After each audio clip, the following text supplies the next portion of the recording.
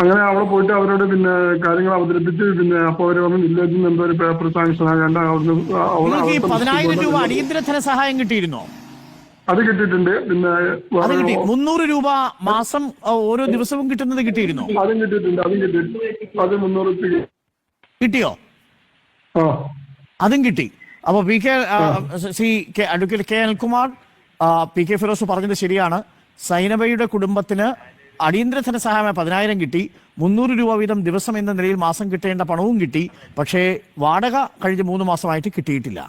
Advocate K Anilkumar, ലിസ്റ്റില് 17 പേര് ഉണ്ട്. ഞങ്ങളെ ലിസ്റ്റ് കണ്ടതാണ്. അവിടെ 17 പേരുണ്ട് ഇതുപോലെ വാടക കിട്ടാത്തതായിട്ട്. ഈ 17 പേരുണ്ടോ? വാടക കിട്ടാൻ ഇനി 17 പേരുണ്ട്. 17 കുടുംബങ്ങൾ. 17 പേരുണ്ട്. ആ ശരി, തീർച്ചയായിട്ടും നാളെ ഞങ്ങളുടെ പ്രതിനിധി അത് കൂടുതൽ അന്വേഷിക്കുന്നതായിരിക്കും. നമുക്ക് റവന്യൂ വകുപ്പ് മന്ത്രിയെ തന്നെ ബന്ധപ്പെടാവുന്നതാണ്. Thank you. പെട്ടെന്ന് ഇപ്പൊ 2-3 ദിവസം കൊണ്ട് ഒരാഴ്ചന്റെ ഉള്ളിൽ എന്തായാലും ശരിയാക്കി തരാന്നൊക്കെ പറഞ്ഞു. അത് ശരിയാക്കി തരാം. പി കെ ഫിറോസ് ഇപ്പോൾ ഉന്നയിച്ചു. നാളെ തന്നെ അക്കാര്യത്തിലുള്ള തീരുമാനം നമുക്ക് ഉണ്ടാക്കാം. നമ്മൾ റവന്യൂ വകുപ്പ് മന്ത്രിയെ നാളെ തന്നെ ഞങ്ങളുടെ ബ്യൂറോ ബന്ധപ്പെടും. Thank you. അരുൺകുമാർ, ഉത്തരം മുട്ടുമ്പോൾ കൊഞ്ഞനം കുത്തുമെന്ന് പറയാറുണ്ട്. അത് അക്ഷരാർത്ഥത്തിൽ ഇവിടെ പ്രയോഗവൽക്കരിക്കുകയാണ് അദ്ദേഹം ചെയ്തിട്ടുള്ളത്.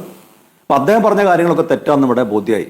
അപ്പൊ ഒന്ന്, അദ്ദേഹം പറഞ്ഞത് ദിവസം 300 രൂപ ഇപ്പോഴും കൊടുത്തുകൊണ്ടിരിക്കുന്നുണ്ടെന്ന്, 2 മാസമേ കൊടുക്കുന്നുള്ളതെന്ന് ബോധ്യമായി. 6 മാസമെങ്കിലും കൊടുക്കണമെന്ന് ആ നാട്ടുകാരെല്ലാവരും ആവശ്യപ്പെട്ടതാണ്. പക്ഷെ കൊടുത്തില്ല, 2 മാസമേ കൊടുത്തുള്ളൂ. പിന്നെ എല്ലാവർക്കും വാടക കൊടുക്കുന്നു, 4,500 രൂപ വാടക കൊടുക്കുന്നു എന്നായിരുന്നു മറ്റൊരു വാദം. ഞാൻ ഒരാളുടെ കാര്യമാണ് പറഞ്ഞത്. ഫോൺ വിളിക്കൂ, അതിപ്പോ തന്നെ പൊളിഞ്ഞു പാളീസാവും എന്ന മട്ടിൽ സംസാരിച്ചു. അവസാനം ഞാൻ ഫോൺ നമ്പർ അയച്ചു തന്നു, ഫോണിൽ വിളിച്ചു.